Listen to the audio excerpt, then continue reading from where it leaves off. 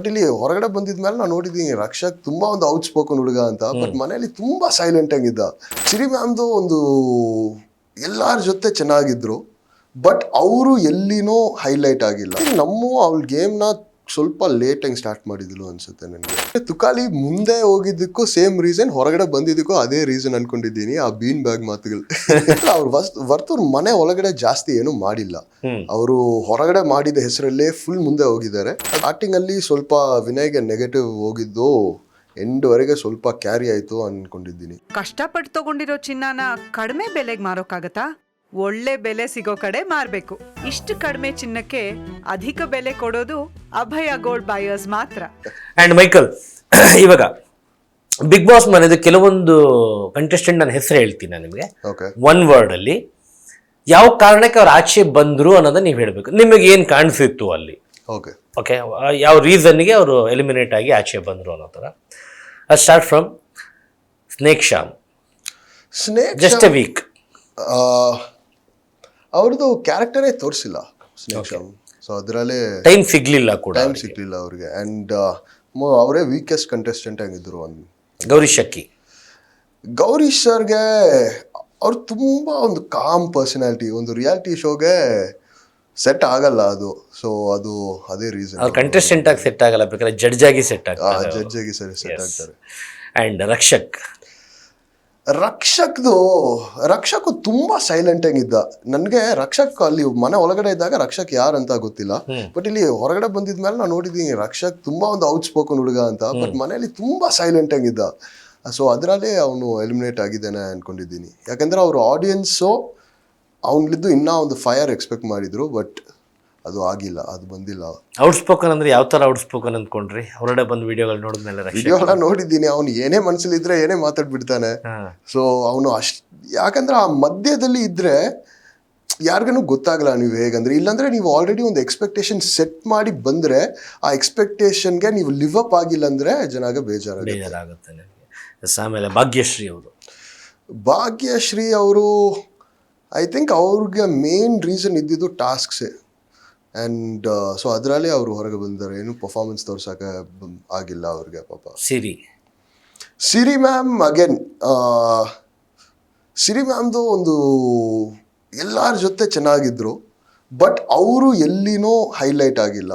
So ಅದರಲ್ಲಿ ಅವ್ರು ಬಂದರು. ಆ್ಯಂಡ್ ಅವರು ಚೆನ್ನಾಗೂ ಕೂಡ ಮಾಡಿದರು. ನನಗೆ ಒಂದು ವಾರ ಮುಂದೆನೇ ಹೋದರು. ಸೊ ನಾವು ಆಲ್ಮೋಸ್ಟ್ ಈಕ್ವಲ್ ರೇಂಜಲ್ಲೇ ಇದ್ದಿದ್ದು. ಇಶಾನಿ ಅಗೇನ್ ಜಾಸ್ತಿ ಸ್ಟಾರ್ಟಿಂಗಲ್ಲಿ ಔಟ್ ಸ್ಪೋಕನ್ ಆಗಿದ್ಲು ಆ್ಯಂಡ್ ಚೆನ್ನಾಗಿತ್ತು. ಬಟ್ ಟುವರ್ಡ್ಸ್ ದಿ ಎಂಡ್ ಬಂದು ಟಾಸ್ಕ್ಸು ಪರ್ಫಾರ್ಮ್ ಮಾಡ್ತಿರ್ಲಿಲ್ಲ ಆ್ಯಂಡ್ ಮಾತು ಜಾಸ್ತಿ ಆಡ್ತಿರ್ಲಿಲ್ಲ. ಆ್ಯಂಡ್ ಆ ಟಾಸ್ಕು ಒಂದು ರೀಸನ್ ಇರ್ಬೋದು, ಆ ಉಸ್ತುವಾರಿ ಮಾಡಿದ್ದು ಒಂದು ರೀಸನ್ ಆಗಿರ್ಬೋದು. ಜಾಸ್ತಿ ಮೈಕಲ್ ಕಡೆ ಡೈವರ್ಟ್ ಆಗಿದ್ರು ಕೂಡ ಅದು ಒಂದು ರೀಸನ್ ಆಗಿರ್ಬೋದು. ಆ್ಯಂಡ್ ನಮ್ರತಾ ನಮ್ಮು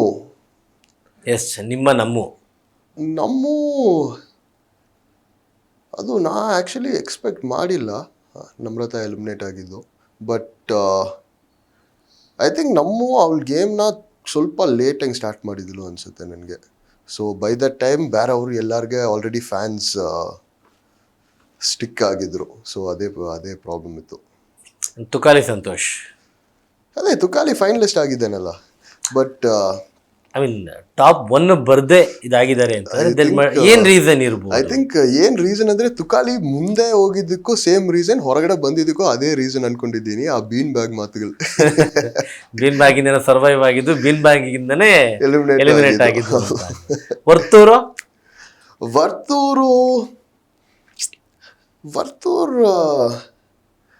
ಗೊತ್ತಿಲ್ಲ. ಅವ್ರು ವರ್ತೂರ್ ಮನೆ ಒಳಗಡೆ ಜಾಸ್ತಿ ಏನು ಮಾಡಿಲ್ಲ. ಅವರು ಹೊರಗಡೆ ಮಾಡಿದ ಹೆಸರಲ್ಲೇ ಫುಲ್ ಮುಂದೆ ಹೋಗಿದ್ದಾರೆ. ಅದು ತಪ್ಪು ಕೂಡ ಅಲ್ಲ, ಅದು ಒಳ್ಳೇದೇ. ಬಟ್ ಅವರು ಇನ್ನೂ ಸ್ವಲ್ಪ ಇನ್ವಾಲ್ವ್ ಆಗಿ ಗೇಮ್ ಆಡಿದಿದ್ರೆ ಅವ್ರು ಗೆಲ್ತಿದ್ರು ಡೆಫಿನೆಟ್ಲಿ. ವರ್ತೂರ್ ಮೇಲೆ ನನಗೆ ಟಾಪ್ 3 ಟಾಪ್ 2 ವರ್ತೂರ್ ಅಂತಾನೆ ಅನ್ಕೊಂಡಿದ್ದೆ ನಾನು. ಯಾಕಂದ್ರೆ ಆ ಒಂದು ಟೈಮ್ ಅವನು ಹೋಗ್ಬೇಕು ಅಂತ ಹೇಳುವಾಗ 30 ಲಕ್ಷ ವೋಟ್ ಬಂದಾಗ ನನಗೆ ಮನಸ್ಸಿಗೆ ಹೋಯ್ತು, 34 ಲಕ್ಷ ವೋಟ್ ನನಗೆ ಯಾರು ಗುರು ಆಗ್ತಾರೆ ಅಂತ ಇತ್ತು. ಸೊ ವರ್ತೂರ್ ಮೇಲೆ ಡೆಫಿನೆಟ್ಲಿ ಹೋಪ್ಸ್ ಇತ್ತು. ಬಟ್ ಮನೆ ಒಳಗಡೆ ಇನ್ನೂ ಸ್ವಲ್ಪ ಪರ್ಫಾರ್ಮ್ ಮಾಡಿರಬೇಕು ವರ್ತೂರ್. ಆ್ಯಂಡ್ ಯಾರು ಗೆಲ್ತಾರೆ ಅನ್ನೋದಿತ್ತು ನಿಮ್ಮ ಒಳಗಿದ್ದಾಗ, ಅಥವಾ ನೀವು ಎಲಿಮಿನೇಟ್ ಆಗಿ ಆಚೆ ಬಂದಾಗ, ಅಥವಾ ಒಳಗಿದ್ದಾಗ ಪರ್ಫಾರ್ಮ್ ಮಾಡ್ತಾ ಇರ್ಬೇಕು, ನಿಮಗೆ ಯಾರು ಟಾಪ್ 1 ಇವ್ರು ಇರ್ತಾರೆ ಗುರು ಏನಾದರೂ ಆಗಲಿ ಅನ್ನೋದ್ರೆ ಯಾರಂತ ಇತ್ತು ನಿಮ್ಮ ತಲೆಯಲ್ಲಿ? ಟಾಪ್ 1 ನನ್ನ ಮನಸ್ಸಲ್ಲಿ ವಿನಯ್ ಇದ್ದಿದ್ದು. ಯಾಕಂದರೆ ಎಲ್ಲರೂ ಟೀಮಲ್ಲಿ ಐ ಮೀನ್ ಮನೆಯಲ್ಲಿ ಇರೋರು ಎಲ್ಲರೂ ಒಪ್ಕೋತಾರೆ ವಿನಯ್ ಬಂದು ಮೋಸ್ಟ್ ಪ್ರಿಪೇರ್ಡ್ ಕಂಟೆಸ್ಟೆಂಟ್ ಅಂತ. ತುಂಬ ಚೆನ್ನಾಗಿ ಪ್ರಿಪೇರ್ ಮಾಡಿ ಬಂದರು ವಿನಯ್. ಸೊ ಅವ್ರು ಡೆಫಿನೆಟ್ಲಿ ಗೆಲ್ತಾರೆ ಅಂತಾನೆ ಇತ್ತು ನನ್ನ ಇದರಲ್ಲಿ. ಯಾವಾಗಲೂ ಶನಿವಾರ ಭಾನುವಾರ ಎಪಿಸೋಡಲ್ಲಿ ಆ ಚಟುವಟಿಕೆಗೆಲ್ಲ ಬಂದಾಗ ಟಾಪ್ 5 ಟಾಪ್ 3 ಯಾರು ಇರ್ತಾರೆ ಅಂತ ನಾನು ಯಾವಾಗಲೂ ವಿನಯ್ಗೆ ಕೊಟ್ಟೆ. ಯಾಕಂದರೆ ವಿನಯ್ ಮೇಲೆ ನನಗೆ ಹೋಪ್ಸ್ ಇತ್ತು. ಆ್ಯಂಡ್ ಸಂಗೀತ ಮೇಲೂ ಹೋಪ್ಸ್ ಇತ್ತು. ವಿನಯ್ ಟಾಪ್ 4 ಅಲ್ಲಿ ಎಲಿಮಿನೇಟ್ ಆಗ್ತಾರೆ. ಹೌದು, ಅದು ಏನಕ್ಕೆ ರೀಸನ್ ಇರ್ಬೋದು? ಟಾಪ್ 1 ಆಗಿ ಗೆಲ್ಲಬೇಕಾಗಿರೋ ಕಂಟೆಸ್ಟೆಂಟ್ ಅಕಾರ್ಡಿಂಗ್ ಟು ನಿಮ್ಮ ಪ್ರಕಾರ, ಕೆಲವೊಬ್ರು ಕಂಟೆಸ್ಟೆಂಟ್ ಪ್ರಕಾರ, ಬಟ್ ಟಾಪ್ 4 ಆಗಿ ಆಚೆ ಬರ್ತಾರೆ. ಅದು ತುಂಬ ಶಾಕಿಂಗ್ ಹೆಂಗಿತ್ತು ನನಗೆ. ಬಟ್ ಐ ಥಿಂಕ್ ಸ್ಟಾರ್ಟಿಂಗಲ್ಲಿ ಸ್ವಲ್ಪ ವಿನಯ್ಗೆ ನೆಗೆಟಿವ್ ಹೋಗಿದ್ದು ಎಂಡ್ವರೆಗೆ ಸ್ವಲ್ಪ ಕ್ಯಾರಿ ಆಯಿತು ಅಂದ್ಕೊಂಡಿದ್ದೀನಿ. ಯಾವ ನೆಗೆಟಿವ್? ಆ ಬಲೆ ವಿಷಯ ಒಂದು ಬಂತಲ್ಲ, ಸೊ ಅದು ಒಂದು ನೆಗೆಟಿವ್ ಹೆಂಗೆ ಹೋಗಿದ್ದು ಒಂದಿತ್ತು. ಆ್ಯಂಡ್ ಆ ವಿನಯ್ ಸ್ವಲ್ಪ ಅಗ್ರೆಸಿವ್ ಆಗಿ ಆಡೋದು ಬಂದು ಕೆಲವೊಬ್ರಿಗೆ ಮಾತ್ರ ಇಷ್ಟ ಆಗುತ್ತೆ, ಎಲ್ಲರಿಗೆ ಇಷ್ಟ ಆಗಲ್ಲ. ಸೊ ವಿನಯ್ ಫ್ಯಾನ್ಸ್ ಬಂದು ಅವ್ರಿಗೆ ಡೈ ಹಾರ್ಡ್ ಫ್ಯಾನ್ಸ್ ಹಂಗಿದ್ದಾರೆ. ಬೇರೆಯವರು ರೆಸ್ಪೆಕ್ಟ್ ಮಾಡ್ತಾರೆ, ಬಟ್ ಅವ್ರಿಗೆ ಬೇರೆಯವ್ರ ಮೇಲೆ ಜಾಸ್ತಿ ಪ್ರೀತಿ ಇತ್ತು, ಸ್ವಲ್ಪ ಶಾಂತಿ ಹಂಗಿದ್ದಿದ್ದು ಅವ್ರ ಮೇಲೆ. And Sangeetha Sringeri third contestant. ಸಂಗೀತನೂ ಒಳ್ಳೆ ಒಂದು ರಿಯಾಲಿಟಿ ಶೋಗೆ ಒಂದು ಒಳ್ಳೆ ಕಂಟೆಸ್ಟೆಂಟ್ ಅಂತ ಅಂದ್ಕೊಂಡಿದ್ದೀನಿ. ನಾ ಫಸ್ಟು ಶೋ ಅಲ್ಲಿ ಇರುವಾಗ ಕೂಡ ಹೇಳಿದೆ, ಇವಾಗ ಕೂಡ ನಾನು ಅದೇ ಹೇಳ್ತೀನಿ, ಸಂಗೀತ ಒಂದು ಅವಕಾಶವಾದಿ ಅಂತ. ಆ್ಯಂಡ್ ಅದರಲ್ಲಿ ತಪ್ಪೇನೂ ಇಲ್ಲ. ಒಂದು ರಿಯಾಲಿಟಿ ಶೋ ಅಲ್ಲಿ ಇರುವಾಗ ನಿಮಗೆ ಬಂದಿದ್ದು ಅವಕಾಶ ತೊಗೊಂಡಿಲ್ಲ ಅಂದರೆ ನಿಮ್ಮ ವ್ಯಕ್ತಿತ್ವ ಯಾರಿಗೇನೂ ಗೊತ್ತಿಲ್ಲ, ನಿಮ್ಮ ಥಾಟ್ಸು ಫೀಲಿಂಗ್ಸ್ ಏನೂ ಯಾರಿಗೂ ಗೊತ್ತಿರಲ್ಲ. ಸೊ ಚೆನ್ನಾಗಿ ಮಾಡಿದ್ದಾಳೆ. ಆ್ಯಂಡ್ ಟಾಪ್ 3 ಅಲ್ಲಿ ಬರದೇ ಇರೋದಕ್ಕೆ ಕಾರಣ ನನಗೆ ಸೀರಿಯಸ್ಸಾಗಿ ಗೊತ್ತೇ ಇಲ್ಲ. ಯಾಕಂದರೆ ನಾನು ಡೆಫಿನೆಟ್ಲಿ ಟಾಪ್ 2 ಎಕ್ಸ್ಪೆಕ್ಟ್ ಮಾಡಿದೆ. ಸಂಗೀತ ಆ್ಯಂಡ್ ವಿನಯ್ ಟಾಪ್ 2 ಅಲ್ಲಿ ಎಕ್ಸ್ಪೆಕ್ಟ್ ಮಾಡಿದೆ. ಕಾರ್ತಿಕ್ 3rd ಎಕ್ಸ್ಪೆಕ್ಟ್ ಮಾಡಿದೆ. ಸೊ ಎಲ್ಲೋ ಐ ಥಿಂಕ್ ಒಂದು ಸ್ಮಾಲ್ ಡಿಫ್ರೆನ್ಸಲ್ಲೇ ಏನೋ ಚೇಂಜಸ್ ಆಗಿದೆ. ಟಾಪ್ 2 ಪ್ರತಾಪ್ ಗೊತ್ತಿತ್ತ ಟಾಪ್ 2 ತನಕ ಬರ್ತಾನೆ? ಇಲ್ಲ, ಚಾನ್ಸೇ ಇಲ್ಲ. ನಾನು ಪ್ರತಾಪ್ ಬಂದು ಒಂದು 2nd week 3rd week eliminate ಆಗೋ ಕಂಟೆಸ್ಟೆಂಟ್ ಅಂತ ಅಂದ್ಕೊಂಡಿದ್ದೆ. ಒಂದೊಂದು ವಾರ ಅವ್ನು ಸೇವ್ ಆದಾಗ ನನಗೆ ಆಶ್ಚರ್ಯ ಇತ್ತು. ಯಾಕಂದರೆ ಪ್ರತಾಪ್ ಬಗ್ಗೆ ನನಗೆ ಗೊತ್ತಿಲ್ಲ, ಅಗೇನ್ ನನಗೆ ಯಾರನ್ನೂ ಗೊತ್ತಿಲ್ಲ ಅಲ್ಲಿ. ಆ್ಯಂಡ್ ಅವನಿಗೆ ಸ್ವಲ್ಪ ಫ್ಯಾನ್ಸ್ ಎಲ್ಲ ಇದ್ದಾರೆ ಅಂತ ಗೊತ್ತಿಲ್ಲ. ಆ್ಯಂಡ್ ಅವನು ಚೆನ್ನಾಗೇ ಆಡಿದ್ದಾನೆ. ಅವನಿಗೆ ಯಾಕಂದರೆ ಅವನ ಅಸ್ತ್ರ ಒಂದೊಂದು ಕಂಟೆಸ್ಟೆಂಟ್ಗೆ ಒಂದೊಂದು ಅಸ್ತ್ರ ಇತ್ತು ಗೇಮಲ್ಲಿ. ಪ್ರತಾಪ್ದು ಅಸ್ತ್ರ ಚೆನ್ನಾಗೇ ವರ್ಕ್ ಆಗಿದೆ. ಅವನು ಹೇಗೆ ಯಾವ ಅಸ್ತ್ರ ಬಳಸಿದ್ರು ಪ್ರತಾಪ್ ನಿಮಗೆ ಗೊತ್ತಿರೋ ಪ್ರಕಾರ? ಪ್ರತಾಪ್ ಬಂದು ತುಂಬ ಒಳ್ಳೆಯವನ ಹೆಂಗಿದ್ದ ಶೋ ಅಲ್ಲಿ. ಒಳ್ಳೆಯವರಲ್ವಾ? ಇರಬಹುದು, ನನಗೆ ಇನ್ನೂ ಗೊತ್ತಿಲ್ಲ. ನಿಮಗೆ ಕಾಣಿಸಿರೋ ಪ್ರಕಾರ? ನನಗೆ ಕಾಣಿಸಿರೋ ಪ್ರಕಾರ ಒಳ್ಳೆಯವನಿಗೆ ಇದ್ದ.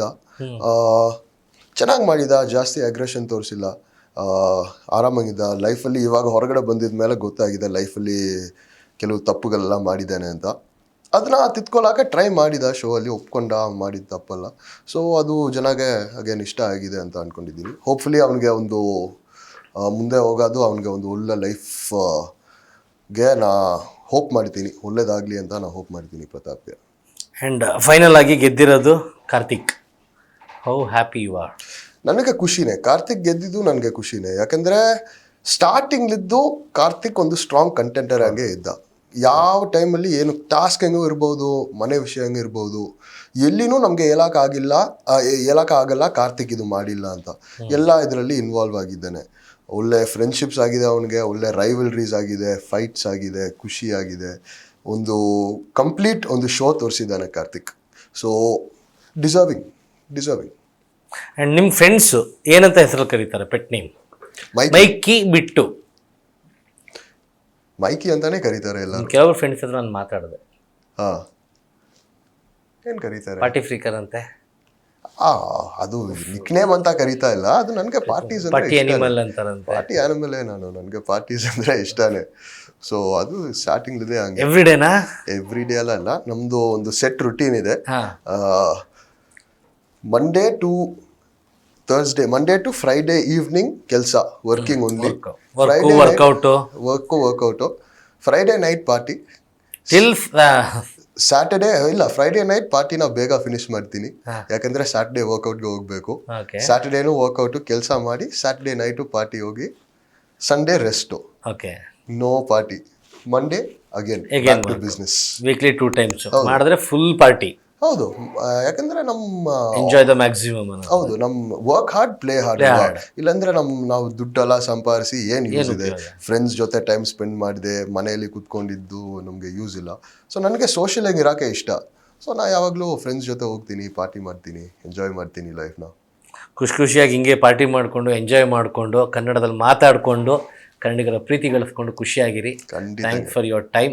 Thank you so much. ಸಿಗೋಣ ಮತ್ತೆ. Thank you. ಒಳ್ಳೇದಾಗ್ಲಿ ಮೈಕಿ. ಏನು ಹೇಳ್ಬೇಕಾ ನಿಮ್ಮ ಕಡೆಯಿಂದ? ಸೊ ನನ್ನ ಕಡೆಯಲ್ಲಿದ್ದು ಆಡಿಯನ್ಸ್ಗೆ ಹೇಳಕ್ಕೆ ಇಷ್ಟಪಡ್ತೀನಿ, ನಂದು ಕನ್ನಡ ಯೂಟ್ಯೂಬ್ ಚಾನಲ್ ಸ್ಟಾರ್ಟ್ ಮಾಡಿದ್ದೀನಿ. ಸೊ ನನ್ನ ಲೈಫಲ್ಲಿ ಏನೆಲ್ಲ ಮಾಡ್ತಾ ಇದ್ದೀನಿ, ಪ್ಲೀಸ್ ಯೂಟ್ಯೂಬಲ್ಲಿ ನನ್ನ ಫಾಲೋ ಮಾಡಿ ಆ್ಯಂಡ್ ನೋಡ್ತಾ ಇರಿ. ನಾ ಇನ್ನೂ ಜಾಸ್ತಿ ಕನ್ನಡ ಲರ್ನ್ ಮಾಡೋದು, ನಾ ಕರ್ನಾಟಕದಲ್ಲಿ ಜಾಸ್ತಿ ಜಾಗಗಳೆಲ್ಲ ವಿಸಿಟ್ ಮಾಡೋದು, ವ್ಲಾಗ್ಸ್ ಎಲ್ಲ ಆಗ್ತಾ ಇದ್ದೀನಿ. ಸೊ ನೋಡ್ತಾ ಇರಿ ಆ್ಯಂಡ್ ಅಷ್ಟೇ. See you guys. Thank you Michael. Thank you so much. Yes, Michael national basket player ಆಗಬೇಕು ಅಂತ ಕನ್ಸ್ಕೊಂಡವರು ಒಂದು ಚಿಕ್ಕ ಆಕ್ಸಿಡೆಂಟಿಂದ ಸರ್ವೈವ್ ಆಗಿ ಆಮೇಲೆ ವಾಪಸ್ ಬಂದು ಮಾಡೆಲ್ ಆಗಿ ರಿಯಾಲಿಟಿ ಶೋಗೆ ಹೋಗಿ ಇವಾಗ ರಿಯಾಲಿಟಿ ಶೋ ಮುಗಿಸ್ಕೊಂಡ್ಬಂದು ನಮ್ಮೆರಡೆ ಕೂತಿದ್ದಾರೆ. ಸೊ ಕನ್ನಡದಲ್ಲಿ ತುಂಬ ಚೆನ್ನಾಗಿ ಮಾತಾಡ್ತಾ ಇದ್ದಾರೆ. ಬಟ್ ಎಲ್ಲೋ ಒಂದು ಕಡೆ ಅವ್ರು ಸಿಕ್ಕಿದಾಗ ನೀವು ಕೂಡ ಅವ್ರ ಹತ್ರ ಕನ್ನಡದಲ್ಲೇ ಮಾತಾಡಿ. ನೀವು ಕನ್ನಡದಲ್ಲಿ ಮಾತಾಡಿದ್ರೆ ಅವ್ರು ಇನ್ನೂ ಚೆನ್ನಾಗಿ ಕನ್ನಡ ಕಲಿತಾರೆ.